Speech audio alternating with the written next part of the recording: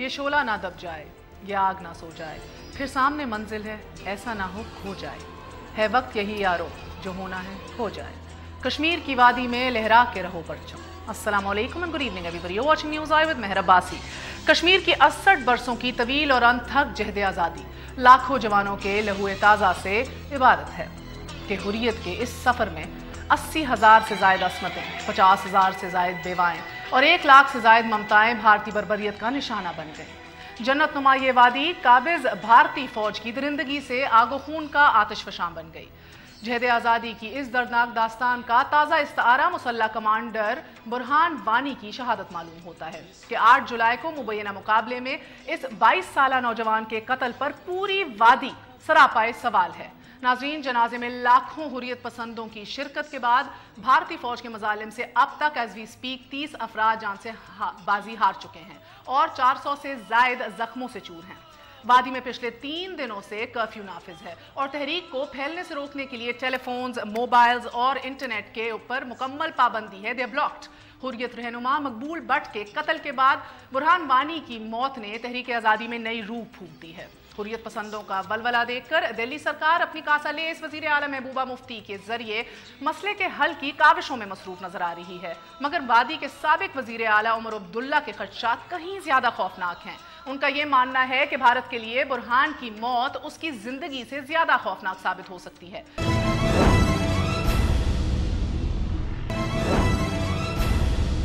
واپس آنے کا شکریہ۔ Welcome once again to news eye. ہمارے ساتھ موجود ہے مشال ملک صاحبہ۔ یاسین ملک کی زوجہ ہیں، کسی تعریف کی محتاج نہیں، چیئر پرسن بھی ہیں پیس اینڈ کلچر آرگنائزیشن کی۔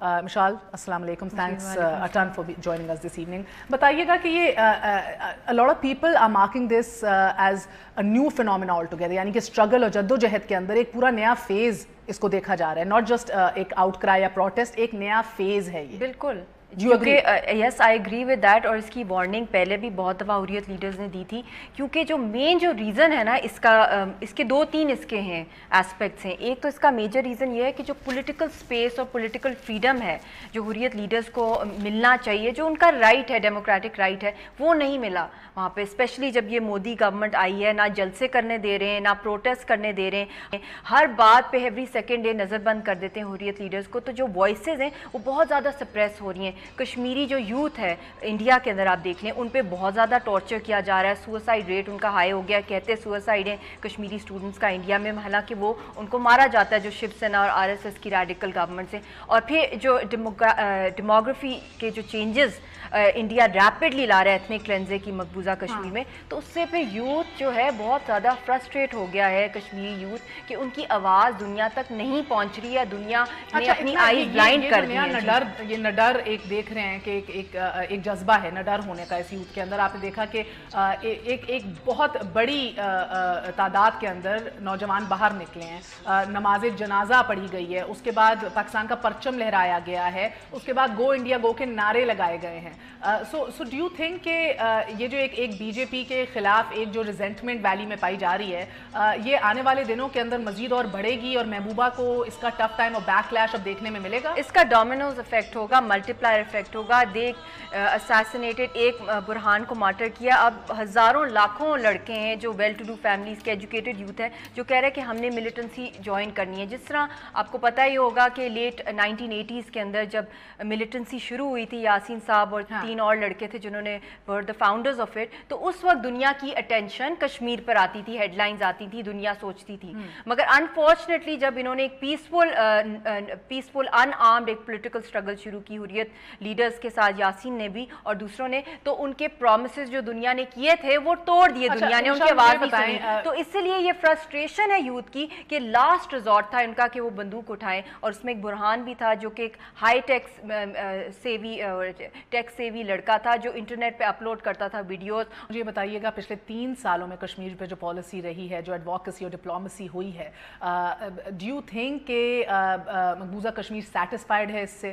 اینڈ آلسو right now जो कहा गया है कि we condemn this human rights की violation हो रही, is that enough? No, it's not enough, क्योंकि देख लेना आप, मिस्टर मोदी ने कैटेगोरिकली कह दिया है कि कश्मीरियों को जो रिप्रेजेंटेटिव्स वहाँ के, हम तो उनको मानते ही नहीं, हमने पाकिस्तान से बात करनी है। तो जब प्रिंसिपल पार्टी कश्मीरी रिप्रेजेंटेटिव्स नहीं होंगे ऑन बोर्ड में, तो इट्स कम्प्लीटली एब्सर्ड कि उनके फ्यूचर का फैसला ऐसी इंडिया डिसाइड कर ले पाकिस्तान से बात करके, और उसकी पाकिस्तान के साथ भी इंटेंशंस क्लियर नहीं है। बहुत टाइम एंड अगेन इन्होंने टॉक्स अपनी स्टॉल की, जब पाकिस्तान के हाई कमिश्नर थे वो मिले हुर्रियत लीडरशिप को, और फिर टॉक स्टॉल होगी few years back Modi government के अंदर। तो जब इनका इतना लेवल है इंटॉलरेंस का, तो they have to now target what's the biggest obstacle in your eyes? Biggest obstacle I believe right now is that we have to campaign aggressively, rigorously, internationally, and international platforms, policy makers के साथ lobbying करें, दुनिया भर में expose करें India का ये चेहरा कि किस तरह ये हो रहा अभी तक expose in a nutshell. इसको करना पड़ेगा पाकिस्तान क्यों नहीं हो रहा? आपकी क्या रीडिंग है? मैं तो I am not part of the Pakistani government, I can just tell them जो हम लोग सफर कर रहे हैं वहाँ पे कश्मीर के अंदर, और जो वहाँ की इतनी is it lack of muscle in the democratic political leadership, or is it जो again as Bilawal points out, Bilawal Modi relationship, what is it exactly? It's not just Bilawal's party, it's all the political parties in Pakistan. They have to be one on Kashmir, and very sternly and strongly they have to advocate it internationally. ये किसी एक party का तो है ही नहीं, सबका। और मैं तो मीडिया को भी यही कहती हूँ, चाहे वो लॉयर हो, गवर्नमेंट हो, को all walks of life Kashmir cause को सपोर्ट करे, इससे पहले कि सारी आर्म स्ट्रगल बन जाए, और फिर वैसे भी एक न्यूक्लियर फ्लैश पॉइंट है, फिर तो इनएविटेबल बन जाएगी। बहुत शुक्रिया। हमारे साथ मिशाल मलिक मौजूद थी, कह रही थी कि वक्त ना ज़ाया किया जाए। ये जहन में रखिएगा कि as of right now valley के अंदर गुस्सा जो है वो बढ़ता चला जा रहा है। BJP government is not only disliked, it's looked at with suspicion, और बिकॉज अनफॉर्चुनेटली पॉलिटिकल प्रॉब्लम की पॉलिटिकल सॉल्यूशंस नहीं दिखाई दे रही, Pakistani government does need to act and go beyond condemning this. छोटा सा वक्फे के बाद फिर हाजिर होते हैं और एक स्टार्क कॉन्ट्रास्ट लीडरशिप में जो पाकिस्तान में दिखाई दे रहा है उस पर नजर डालेंगे। स्टे विद अस, न्यूज़ आए।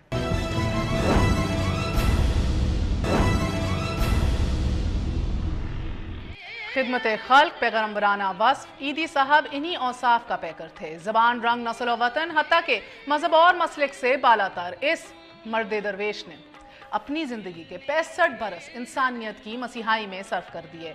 उम्र तमाम में ज़ाती घर बना पाए और ना ही कोई ज़ाती बैंक अकाउंट। सारी ज़िंदगी में बैक वक्त सिर्फ 2 जोड़े लिबास और एक जूते पर कनात। 1962 में सियासी मैदान में उतरे तो पहला इंतखाब ही जीत गए।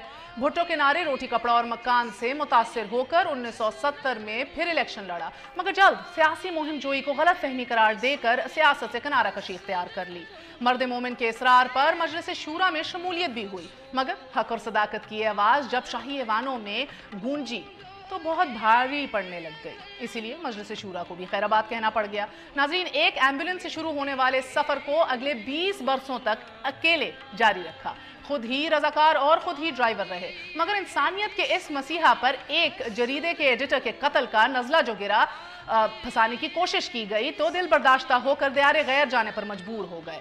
50,000 से जायद बेसहारा बच्चों का रूहानी बाप और 20,000 से जायद लावारिस बच्चों की अकेली आस। अब्दुल सत्तार ईदी तहक़ाक़ क्या हुए, बेसहारा कौम को यतीम कर गए। 88 बरस तक ज़ाती ख्वाहिशात का कत्ल करके कौम की हसरतों को जिला बख्शी। और एक तरफ कौम के इस हकीकी खादिम की खिदमात हैं कि जो शदीद अलालत के बावजूद भी दियारे गैर इलाज से इनकारी रहे, और दूसरी जानिब जमहूरी खादमीन हैं कि जिन्हें हाल स्ट्रीट क्लिनिक के बगैर शिफा शायद नहीं मिलती, या फिर जिनके कल्ब को उस वक्त तक तस्कीन नहीं मिलती कि जब तक खसूसी जहाज बुक करवाने पर कौम के करोड़ों रुपए फूंक ना दिए जाएं।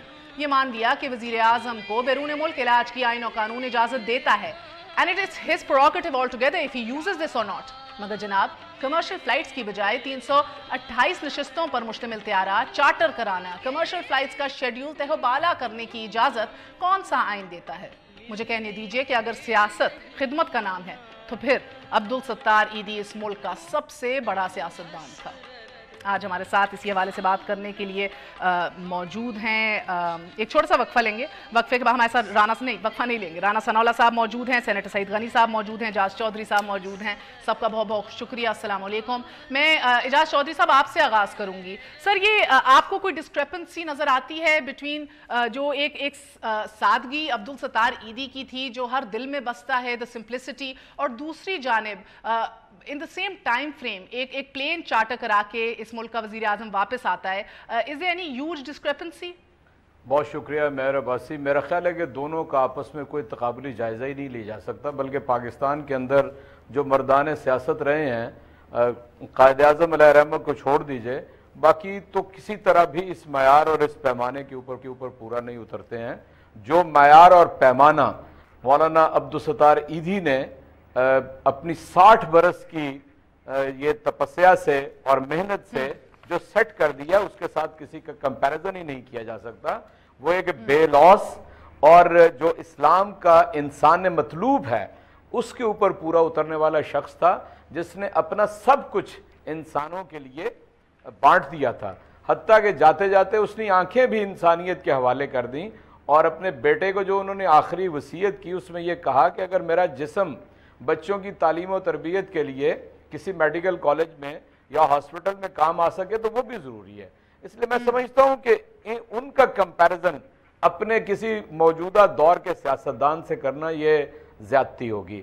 ہمارے ہاں کے جو سیاستدان اور حکمران ہیں یہ تو بالکل اپنی غرض کے بندے ہیں، اپنی غرض کے بندے. اپنا اقتدار انہیں عزیز ہے، اپنی جان عزیز ہے، اپنا گھرانہ عزیز ہے، اپنی یعنی میں کسی کا استثناء نہیں کر رہا. آپ یہ نہ سمجھیے کہ میرا ہدف صرف وزیر اعظم کی طرف ہے. میں جب بات کرتا ہوں نا تو یہ بالکل اوورآل بات کر رہا ہوں. میں کوئی ایک مثال ہم اپنے حکمرانوں میں نہیں پیش کر سکتے الا ماشاءاللہ یقیناً کوئی ہوں گے بھی. ہم نے عبدالرب نشتر صاحب کے بارے میں پڑھا ہے کہ وہ ایک بے لوس اور خدمت کرنے والے انسان تھے، اور وہ حکمران کلاس سے بھی ان کا تعلق ہے. چودھری صاحب اگر آپ اجازت دیں، میں مریم کی ٹویٹ کوٹ ان کوٹ بتا دوں، پروڈیوسر صاحبہ چلائیے بھی. All present and previous expenditures incurred on the Prime Minister's treatment, investigations, tests, lodgings are borne by the family itself. تو یہ میں یہی کہہ رہا ہوں نا کہ جو ترجمان پی آئی اے کہہ رہا ہے اپنے اس ایکٹ کو جسٹیفائی کرنے کے لیے کہ ہم نے جہاز بھجوا دیا ہے، وہ یہ کہتے ہیں کہ پرائم منسٹر کا آفس پورا ریلوکیٹ ہو گیا تھا لنڈن میں، اور وہاں سے بیٹھ کے یہ پاکستان کی امور مملکت چلا رہے تھے. مگر کتنا اگر ہو بھی گیا تھا، گو کہ اس کے اندر بھی کہیں آئین کے اندر گنجائش نہیں ہے کہ آپ ریلوکیٹ کر لیں. ادھر باغدار متحرک تھے، مریم پی ایم آفس میں تھی، every thing was running by state bureaucrats کے تحت، جس کے تحت بھی چل رہا تھا. مگر ایک بات بتائیں سر، کتنا مشکل تھا کہ یہ 28 لوگ جو ہیں یہ کمرشل فلائٹس لے کے لنڈن سے واپس؟ میں آپ کو یہی بات بتانا چاہ رہا ہوں کہ جو پی آئی اے کے ترجمان نے جسٹیفیکیشن دی ہے پی آئی اے کا جہاز بھیجنے کی، وہ اتنی بھونڈی ہے کہ مطلب آپ سر وہ ایک اور ایشو ہائی لائٹ کرتا ہے کہ ادھر انسٹیٹیوشنل بریک ڈاؤن ہو چکا ہے. نیب چیئرمین بھی تو آ کے جسٹیفیکیشن دے رہا تھا نا متنبع ہونے کے بعد. یہ پی آئی اے کے ترجمان کا کام نہیں ہے سر، نیب کے چیئرمین کا کام بھی نہیں ہے کہ معافیاں تلافیاں کرے. یہ کام تو حکومت کے ترجمان کا بتایا کہ جی کیوں جہاز انہوں نے منگوا لیا ہے. لیکن اس کا مطلب یہ ہے کہ پی آئی اے خود یہ سمجھ رہی تھی کہ یہ کام ہم غلط کر رہے ہیں، لیکن اس کو جسٹیفیکیشن کس طرح دی جائے تو انہوں نے وہ دلیل اس کی دے دی. لیکن میں سمجھتا ہوں کہ لنڈن میں جہاں پاکستان سے روزانہ کئی فلائٹس جاتی ہیں، پی آئی اے کی بھی جاتی ہیں اور پی آئی اے سے بہتر ایئر لائنس بھی جاتی ہیں، اگر وزیر اعظم صاحب کو پی آئی اے میں جو جہازوں میں جو فراہم کردہ نشستیں تھیں وہ اتنی آرام دہ نہیں تھیں، تو میں سمجھتا ہوں کہ اس سے بہتر جہاز موجود تھے جن میں وہ آ سکتے تھے. اور ماضی میں ایسا ہوا بھی ہے کہ کئی حکمرانوں نے ان فلائٹس پر ٹریول کیا ہے اور آتے جاتے رہتے ہیں. A lot of chartered planes might have cost less، یہ بھی بات ہو رہی ہے. رانا صاحب آپ کی جانب آئیں گے. سر یہ بتائیے گا کہ اس ٹائم پہ جب بحث ہو رہی ہے، رانا صاحب کو بھی کنیکٹ کرتے ہیں، کہ اس ٹائم پہ جب بحث ہو رہی ہے اعجاز صاحب کہ وزیر اعظم کس ایٹیٹیوڈ سے گئے تھے اور کس ایٹیٹیوڈ سے واپس آئے ہیں، تو کیا یہ کہنا غلط ہوگا کہ he is come back to the same country, وہی ملک ہے، وہی مسائل ہیں، اور ایٹیٹیوڈ اور آؤٹ لک بھی وہی ہے؟ میں آن اے لائٹر نوٹ میں تو یہ سمجھتا ہوں کہ 48 روز ان کی یہاں پر غیر موجودگی جو ہے محسوس ہی نہیں کی گئی. میں نہیں سمجھتا کہ یہاں پر کوئی گیپ پیدا ہو گیا ہے، یا یہ جس طرح کا نظام پاکستان کا چل رہا تھا شتر بے مہار کی طرح، وہ ویسے کا ویسا ہی ہے. کسی نے فیل ہی نہیں کیا کہ یہاں سے پرائم منسٹر ایبسنٹ ہے. بادشاہت قائم تھی، شہزادے اور شہزادیاں روبہ عمل تھے، اور پورا نظام اسی طرح برقرار تھا.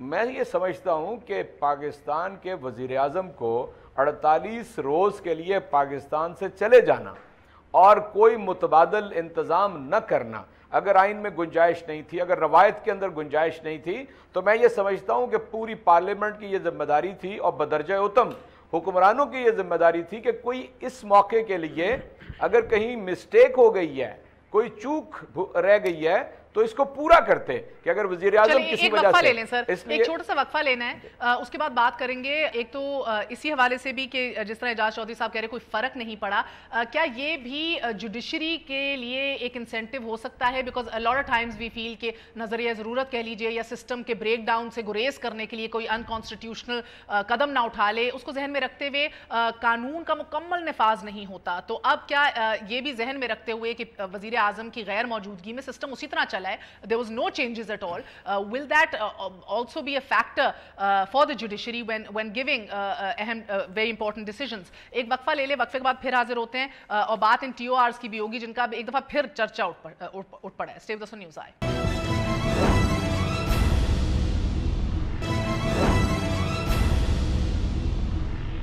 عید ختم اور مہلت بھی ختم، اپوزیشن کے ہاتھوں بلیک میل نہیں ہوں گے، یہ الفاظ بلکہ یوں کہہ لیجئے کہ پاناما لیکس پر بننے والی TORs کمیٹی اور حکومت کے سلوگن بن چکے ہیں. ناظرین، بیٹھکوں کا معمول جاری ہے اور گھنٹوں کی میٹنگز کے بعد جو بات عوام تک پہنچتی ہے یا تو اگلے ہفتے کا شیڈیول یا پھر فریقین کو اعتماد میں لینے کا حکم. آج لاہور میں وزیر اعظم اور وفاقی وزراء کی بیٹھک تھی اور قومی اسمبلی میں قائد حزب اختلاف اور شاہ محمود قریشی کی اہم ملاقات ہوئی ہے. وزیر اعظم کی ملک میں موجودگی کے باوجود معاملہ ٹس سے مس نہیں ہوا اور اب الیکشن کمیشن کے ممبران کی تقرری اس سارے مدے میں بلیسنگ ان ڈسگائز کا کام کر رہی ہے. اور کیونکہ ان تقرریوں میں وقت بھی درکار ہے اور ان ممبران کے بغیر تینوں جماعتوں کے جمع کرائے گئے ریفرنسز جو ہیں ان کی بھی کوئی وقت نہیں بچتی. اور جہاں تک تحریک چلانے کے دھواں دار بیانات ہیں، اب تک بھی آثار یہی ہیں کہ تحریک انصاف نعرہ مارے گی اور پیچھے مڑ کر دیکھے گی تو اکثر جماعتیں سر پٹ بھاگ چکی ہوں گی. اشارہ آپ کی طرف ہی ہے سر، پیپلز پارٹی کی طرف، کیونکہ ابھی تک مشترکہ کوئی لاہے عمل دکھائی نہیں دے رہا. لیکن اگر آپ اجازت دیں میں زبیر عمر کو بھی خوش آمدید کہوں گی. زبیر صاحب السلام. جی السلام علیکم. زبیر صاحب، آپ کے ابھی ہمیں جوائن کرنے سے پہلے ذکر ہو رہا تھا کہ کس طرح ایک مورل اتھارٹی بحال کرنے کا ٹائم ہے، کس طرح حکومت اور سیاسی نظام کی جو کریڈیبلٹی ہے وہ لائن پہ ہے ایٹ دس ٹائم سر. اور again in complete stark contrast with Abdul Sattar Edhi, وہ وفات پا گئے، ان کی سمپلسٹی اجاگر ہو رہی ہے، ہر جگہ بات ہو رہی ہے. ایسے وقت میں سر ایک PIA کا پلین منگوانا، اتنا زیادہ نقصان کرنا، آپ کو لگتا ہے کہ یہ پی ایم کی کریڈیبلٹی، ان کا جو امیج ہے وہ بحال کر پائے گا؟ ذہن میں رکھیے کہ at the time when your government is asking taxpayers to come up and start paying up, do you think کہ کوئی ٹیکس دے گا جو نہیں دے رہا کہ یار اگر میرے پیسے کے اوپر ہی PIA کے پلینز منگوانے ہیں تو میں I'm better not giving taxes. میرا خیال ہے بالکل غلط کمپیریزن ہے. ایک تو یہ ہے کہ انڈیا میں مدر ٹریسا، ہم سب کو پتہ ہے کہ وہ کتنی عظیم خاتون تھی اور ان کی کیا خدمات تھی. ان کی ڈیتھ پر یا ان سے پہلے no one was comparing politicians with Mother Teresa. Mother Teresa was Mother Teresa. Sattar Edhi کو ہم اس لیے یاد کر رہے ہیں کہ وہ یونیک پاکستان میں آج تک اس سے زیادہ عظیم شخصیت نہیں آئی. So let's not compare. سر میں نے تو شروع میں بھی کہا نا، اگر سیاست خدمت کا نام ہے تو عبدالستار عیدی سے بڑا سیاستدان اس ملک میں نہیں تھا. اینکرز کو بڑا فائدہ ہوتا ہے کہ وہ جب تمہید باندھتے ہیں تو کوئی نہیں بیچ میں بول سکتا، اور جب ہم بولنا شروع کرتے ہیں تو آپ بیچ میں. نہیں آپ بولیں سر، مجھے جسٹیفائی کر دیجئے یہ جو پلین بلایا گیا تھا. جسٹ جسٹیفائی کرنے تو دیں. میں آ رہا ہوں جہازوں پر. ایک تو یہ ہے کہ as a prime minister he got every right, اور پاکستان کے پچھلے 20 سال میں جتنے لیڈران آئے نا، چیف ایگزیکٹو یا پریزیڈنٹ، سب سے کم VVIP، اور میں آپ کو ابھی ڈاٹا بھی بھیج دوں گا، سب سے سر مجھے آپ قانون کی شک بتا دیں جدھر ان کا رائٹ ہے. یہ میں یہ جانتی ہوں کہ اپنا وہ طبی ٹریٹمنٹ کرا سکتے ہیں، that's his prerogative. I can't argue with you like that. I'm not arguing sir، میں آپ سے سوال پوچھ رہی ہوں. آپ نے کہا ایوری رائٹ، کون سا رائٹ ہے، کہاں لکھا ہے؟ بھائی مجھے تو نہیں پتا کہ کہاں لکھا ہے، بٹ مجھے یہ بتا دیں. اور میں چیلنج کر رہا ہوں، عمران خان نے کہا تھا نا کہ کورٹ میں جائیں گے. میں آپ کو ابھی بتا رہا ہوں مہر، اگر مجھے نہیں پتا PTI کا کوئی بیٹھا ہوا ہے، they will never go to the court on this. No one will go to the court on this. کیسے جا سکتے ہیں کہ پرائم منسٹر کو کیوں نہیں ایلیجیبلٹی؟ جب مشرف صاحب کرتے تھے یا آرمی چیف جاتے ہیں جہازوں میں تو آپ کا تو منہ لڑکھڑاتا ہے ان کو بات کرتے ہوئے. مشرف صاحب جاتے تھے، کسی نے پروگرام کیا تھا؟ سب سے زیادہ VVIP فلائٹس مشرف صاحب نے کی. Are you seriously comparing it to a dictator that if he was justified, you were justified? میں آ رہا ہوں. I am also comparing to Yusuf Raza Gilani. I am also comparing to Raja Parvez Ashraf. I am also comparing with President Zardari. میں ابھی آپ کو data بھیج دیتا ہوں. ہاں ضرور بھیجیں سر. سب سے کم VVIP فلائٹس ایٹ لیسٹ پچھلے 25 سال میں جہاں تک ہمارا ڈاٹا ہے اس میں پرائم منسٹر نواز شریف نے کی ہیں. اس کی وجہ ہے, میں آپ کو یہ بھی بتا دوں, آپ نے ریز کیا تھا جون 2013 میں قطر ایئر ویز نے بادشاہ نے پاکستان کو ایک جہاز تحفے میں دیا تھا جو پی آئی اے میں ایڈ ہوا تھا, لیکن مشرف صاحب نے اس کو ہتھیار کیا تھا اور وہ استعمال کر رہے تھے. پھر شوکت عزیز کے لیے ایک نیا جہاز کرتے نا احتساب سر, باہر کیوں بھیج دیا ملک سے؟ مجھے ڈاٹا تو دینا عوام کو, کیونکہ ایک طرف ون سائیڈڈ جب ہوتا ہے, پھر اس کے بعد پرویز یہ یوسف رضا گیلانی, زرداری صاحب اور راجہ پرویز اشرف نے جون 2013 میں ہماری جب حکومت آئی تھی تو وہ جہاز پی آئی اے کو واپس دے دیا تھا, پی آئی اے کو واپس دے دیا تھا. اس سے پہلے 10 سال وہ جہاز جو تھا وہ ایکسکلوسیولی فار دا سی. سر بہترین بات اور 100% فیکچوئل بتا رہے ہیں آپ. جی 100% فیکچوئل بات بتا رہا ہوں. مگر میرا سوال ایک سوال سر زبیر صاحب, ایک سوال.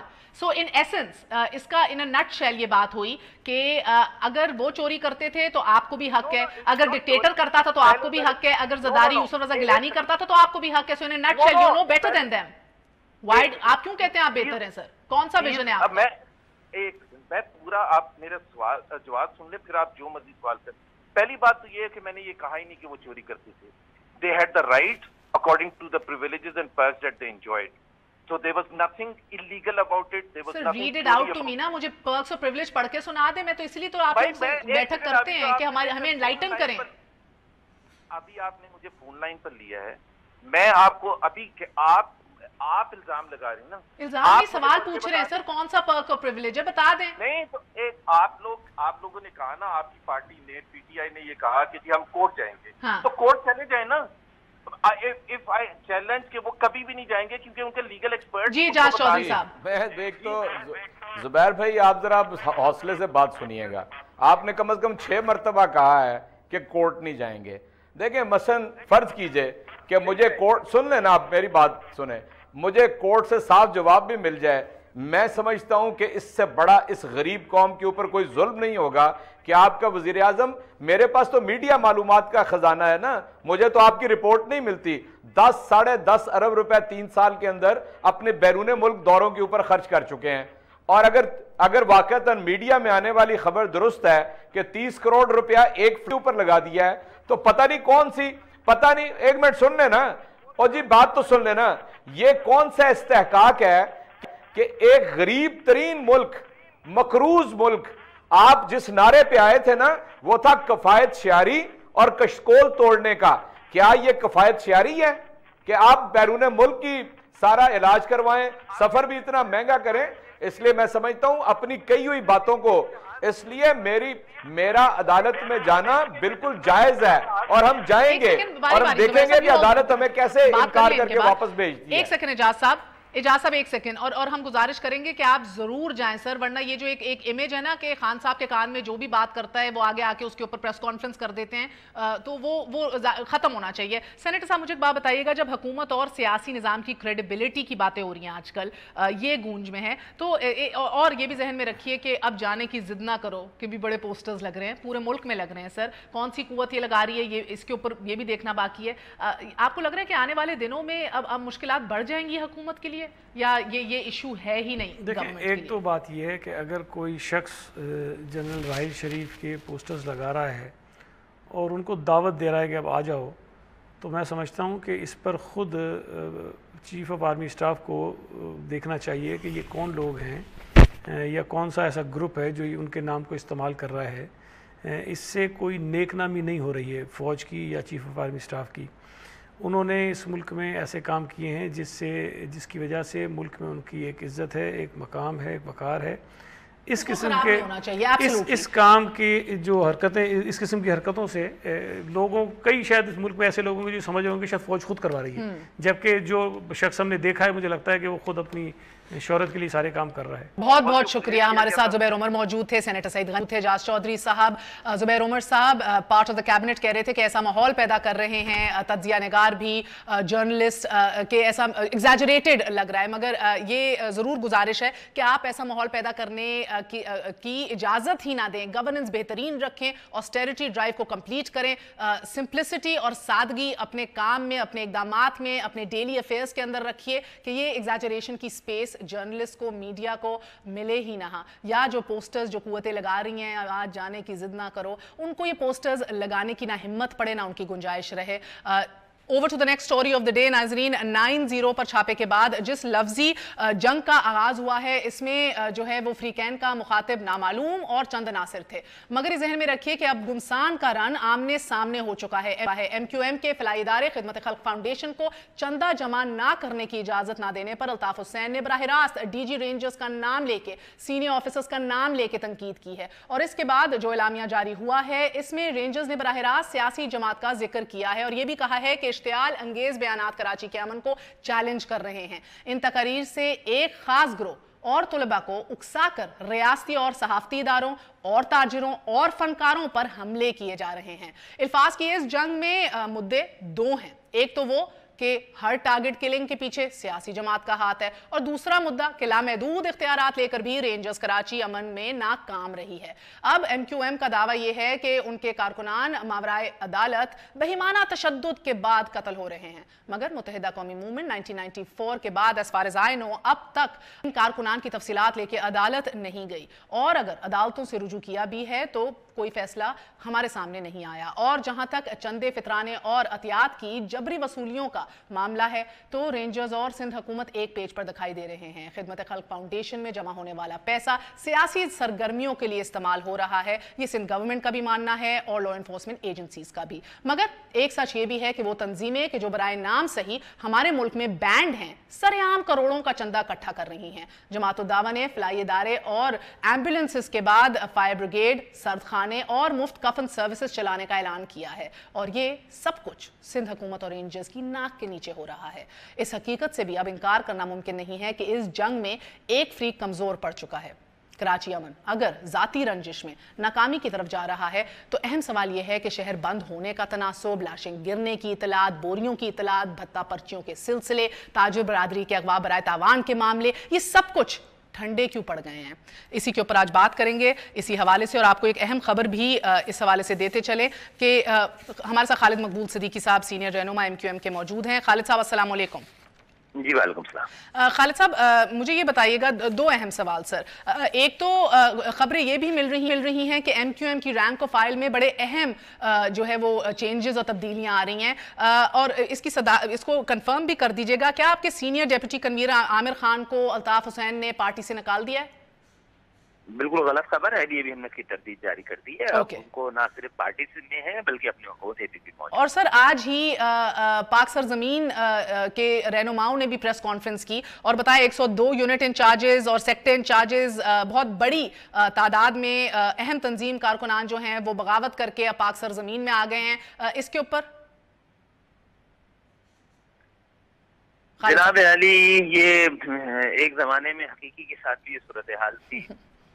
लोग उनको गुड लक कह रहे थे और कहा यह जा रहा था कि MQM अब खत्म हो गई है, क्योंकि MQM जाहिर है MQM के खिलाफ जो ऑपरेशन 92 में हुआ था उससे साइज से 100 गुना बड़ा था। तो अगर यही बात होती तो अब तक MQM 92 में ऑपरेशन हुआ, MQM खत्म कर दी गई, 93 में सर आप मुझे बताएं, आप तरदीद कर रहे हैं इस बयान की कि 102 यूनिट इंचार्जेस और सेक्टर इंचार्जेस 102, 104, 106 यूनिट इंचार्जेस से क्या होता है? अच्छा बनाया आपका तंजीमी ढांचे का पूरी फाउंडेशन है सर, आपका तो पूरी तंजीम यूनिट इंचार्जेस और सेक्टर पे चलती है। तो इसका मतलब हमारे तंजीमी ढांचा खत्म हो चुका होगा अगर 102 इनके पास धचका पड़ा है सर? नहीं, हमारा पूरा का पूरा तंजीमी ढांचा उसी तरह इंटैक्ट है। Okay sir, now to the more important issue sir. एक दफा फिर तनाजा बढ़ गया है। हमने देखा कि 90 पे 2015 में छापे के बाद अभी बीच में खामोशी थी सर, अब आप देख रहे हैं कि एकदम फिर आमने सामने MQM और रेंजर्स आ गए हैं। उधर से भी बराह रास्त कहा जा रहा है कि भाई इस केओस के पीछे एक सियासी जमात है, फॉरेन बेस्ड लीडरशिप का जिक्र किया जा रहा है लॉ एनफोर्समेंट एजेंसीज की तरफ, और ये कहा जा रहा है कि ये सारा नजला जो गिर रहा है जिसकी वजह से आज आपने प्रेस क्लब के कराची के आगे प्रेस क्लब में आज एहतजाज भी किया, ये सिर्फ वो करोड़ों रुपए जो आपने कमाने थे फितरे से और ज़कात के नाम पे, क्योंकि वो नहीं आप इस दफा कमा सके। हाँ, लेकिन आपको शायद वो एक हमने अपने और कारकुन को कल दफनाया है। जी जी। और मैं आपको तस्वीरें भेजता हूँ कि जिस हालत में उसकी लाश मिली है। फिर आपने अभी अपने प्रोग्राम में अभी मुझसे गुफ्तगू करते हुए कहा कि MQM कहती है कि उसके हजारों कारकुनान वो मावरा जिसका आप जिक्र कर रहे हैं वो मैंने उनकी तस्वीरें चलाई हैं। हाँ, लेकिन उसका कोई रिकॉर्ड नहीं है। अदालतें कुछ नहीं मालूम कितनी आजाद हैं। अदालतों में एक एक ये जो साथी पकड़ गए थे 19 मई 2015 को 24 घंटे के अंदर अंदर इनका अदालत वो पिटीशन दाखिल कर दी गई थी। इनके घर वालों ने जब इनको गिरफ्तार किया जा रहा था तो उसकी तस्वीरें भी थी, वो भी अदालतों में मौजूद है। ओके खालिद साहब, क्योंकि वक्त कम है, आपसे एक दो अहम सवाल करने अगर आप इजाजत दें। सर मुझे एक बात बताइएगा कि अब जिक्र हो रहा है MQM की जानिब से एट योर हाईएस्ट लेवल के लॉ इन्फोर्सिंग एजेंसीज जो हैं वो पॉलिटिकल हो गई हैं इन नेचर, उनके बयानात और फैसले पॉलिटिकल हो गए हैं सर, और ये पूरा ऑपरेशन पॉलिटिसाइज हो गया है सर। तो मुझे बताइएगा पिछले एक साल में सर, जिस तरह मैंने अभी कहा, आपने वो भी सुना होगा कि किस तरह स्टैट्स ये दिखा रहे हैं कि बोरियां कम हो गई हैं, लापता लोग कम हो रहे हैं, लाशें कम मिल रही हैं, अगवा बराए तावान के केसेस कम हो गए हैं, ताजिर खुश हैं। ये सारा कुछ तो आप एट्रीब्यूट करते हैं ना टू द रेंजर्स? हाँ, देखिए अभी देखना यही है कि जो कातिल थे, भट्टाखोर थे, जिन्होंने एक वक्त में नौजवानों को उतार के बसों से काट कर उसका इंटरनेट पे तस्वीरें डाली थी, और वो जो जिहादी जो कराची के चारों तरफ ना जाने किसने इनको आबाद कर रखा था, वो खत्म हो गए हैं जी। या सर मगर अगर ये सब पेशरफ तो बहाली अमन में आई है कराची में, तो फिर आप क्यों फारूक सत्तार साहब कहते हैं जाती इंतकाम है? अच्छा नहीं, हाँ, ये जहां तक हम पहले से आपको कह चुके हैं ना कि हमने तो मुतालबा किया था और खास हालात में मुतालबा किया था। हम ये नहीं कह रहे हैं, हम कह रहे हैं हालात अच्छे हुए हैं। हमने कभी देखिए हमारे एतराजात, हमारे तहफ्फुज़ात, खदशात थे जो सही साबित हो रहे हैं, पहली बात। उसके बावजूद क्या MQM की जानिब से आपने इस ऑपरेशन के खात्मे का कभी मुतालबा सुना है? नहीं सुना सर। ठीक है। और अच्छा, मगर मुतनाज़े जरूर बनाया गया इस ऑपरेशन को। अच्छा, हाँ, नहीं, वो खदशात से अगर आप कह रहे हैं तो हमने जो है लोग हमारे पास नहीं है और आपके पास से बरामद हो रहे हो, क्या हमारे खदशात की तस्दीक से हालात खराब होने लगेंगे, खदशात जन्म लेने लगेंगे, या उससे गलत फहमियाँ होंगी? जनाब, जब हम हमारे खदशात और अंदेशे तो सही साबित होते जा रहे हैं। आफ्ताब के साथ जो कुछ हुआ और इंक्वायरी भी होनी थी, उससे साबित हुआ ना कि कोई तो है। अच्छा, मैं एक और बात कहता हूँ, हमें पुलिस कहते हैं, इदारे कहते हैं कि आपके लोग जो लापता हो गए हमने नहीं किए। अगर आपने भी नहीं किए तो जिम्मेदारी तो आपने की है ना, क्या मालूम करें कौन लापता कर रहे हैं और कैसे इनकी लाश। बिल्कुल है सर, मगर मेरा वक्त खत्म हो गया है। खालिद साहब, एक सवाल कि अब कमजोर वजूद के साथ अब आप किस तरह रिटेलिएट करेंगे, किस तरह वापस तंजीम नौ करेंगे, अपने आप को मजबूत करेंगे एट दिस टाइम सर? नहीं, तंजीम नौ की जरूरत नहीं, क्योंकि हम तंजीम नौ मुस्तकिल बुनियादों पर हमारी जारी रहती है।